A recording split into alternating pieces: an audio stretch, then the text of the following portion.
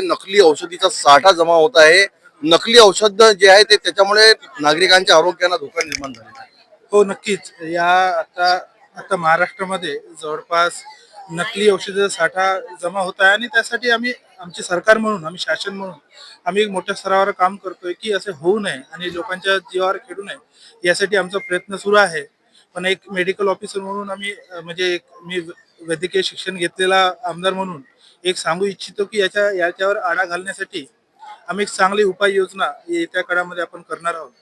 आणि दुसरी गोष्ट आहे, गडचिरोली सारखा याच्यामध्ये आपण विचार केला की आरोग्य समस्या एवढ्या मोठ्या एरण्यावर आहेत आणि त्यांचं हे करण्यासाठी एक आताचा सध्याचा महत्वाचा मुद्दा एक आहे की आता जे प्रमोशन वरती गेलेले डॉक्टर होते, BMS डॉक्टर, त्यांची बदली जवळपास 7 ते 11 लोकांची बदली ते कोकण विभागामध्ये केलेले आहे.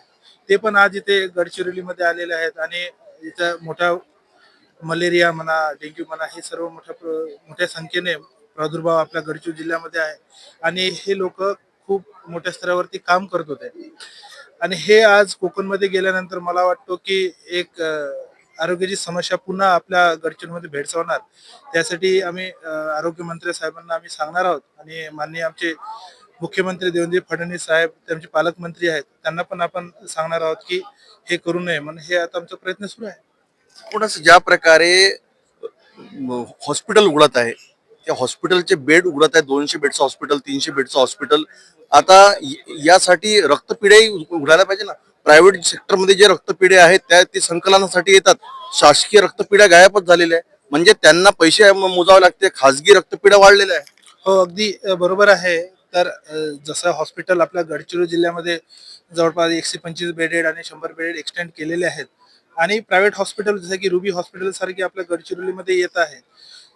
त्याच्या कम्पॅरिझनली आपण विचार करतोय की गडचिरोलीमध्ये एकच ब्लड स्टोरेज युनिट आहे, म्हणजे ब्लड म्हणजे कॅम्प होता. तर मला वाटतो की त्याला वाढवण्याची खूप मोठी गरज आहे, जेणेकरून. आणि गडचिरोलीमध्ये स्पेसिफिकली सांगायचा, सिकल सेल आणि थॅलेसेमिया मोठ्या प्रमाणात आहे आणि त्यांना वारंवार म्हणजे इंटरव्हलमध्ये 1 महिना 1.5 महिन्याच्या इंटरव्हलमध्ये त्यांना रक्त लागत असतो. आणि अनेमिक पेशंट, कारण जनरली कुपोषणचा मोठा प्रादुर्भाव आपल्या गडचिरोलीमध्ये आहे आणि यासाठी रक्तपुरवठा आम्ही शासनाला म्हणणार आहोत की जे ब्लड बँक आहे, ते ब्लड बँक प्रत्येक तालुका स्तरावरती ऍटलिस्ट एक असायला पाहिजे आणि जिल्हा स्तरावर तर मोठी ब्लड बँक आपण या काळामध्ये केलं तर नक्कीच आपल्या गडचिरोलीला एक चांगला ब्लड स्टोरेज युनिट आणि ब्लड बँक होईल असं मला वाटतं. नरोटे साहेब, आपण स्वतः वैद्यकीय क्षेत्रामध्ये आहे आणि आमदार असताना आपल्याला असं वाटतं की ज्या प्रकारे सुपर स्पेशालिटी सारखे हॉस्पिटल महाराष्ट्रामध्ये चांगलं काम करत आहे. महात्मा ज्योतिबा फुले जी जन आरोग्य योजना आहे त्याचा लाभ मिळत, अशा योजना अजूनही नागरिकांसाठी घरपर्यंत पोहोचाव्या आणि त्यांना कमी कागदपत्रामध्ये ते लाभ मिळावा, काय म्हणतात?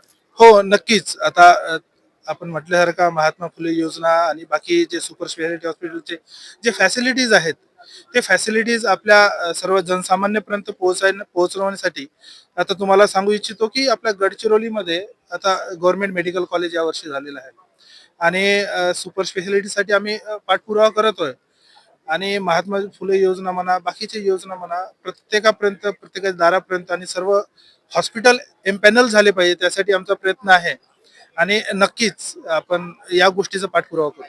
शेवटचा प्रश्न, ज्या प्रकारे जिल्ह्यामध्ये MBBS चे कॉलेज ओपनिंग होत आहे आणि गव्हर्नमेंट या पूर्ण कोट्यामध्ये सुविधा त्यांना नाही, त्यांना जसं डेड बॉडी पाहिजे अभ्यासासाठी पण ते मिळत नाही, म्हणजे ते अभ्यास करणार तरी कुठे? 2 वर्ष त्यांना दुसऱ्या हॉस्पिटलमध्ये अप्रेंटिस करावं लागतं. नाही, हे गोष्ट अजूनपर्यंत मला नाही वाटत की बाबा आमचं आता जस्ट सेकंड इयर सुरू आहे आमच्या गडचिरोलीच्या JMC मध्ये आणि पहिल्याच वर्षी त्यांना कॅडेवर मिळाला होता, अॅनाटॉमी सेक्शन होता आणि चांगला सुविधा आपण गडचिरोलीमध्ये पोहोचवण्याचा प्रयत्न केला.